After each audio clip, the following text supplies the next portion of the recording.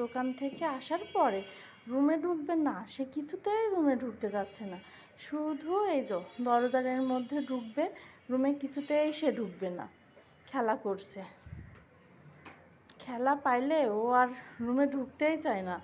সারাদিন বদ্ধ থাকে তো, বের হলে আর রুমে ঢুকতে চায় না, শুধু খেলা আর খেলা।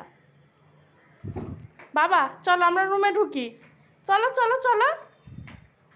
শোনো আমরা পরে খেলবো তো, পরে খেলবো, এখন চলো যাই। যেতে হবে না আমাদের, চলো চলো চলো চলো, আমরা পরে খেলা করবো তো। চলো বাবা যাই, চলো চলো বাবা।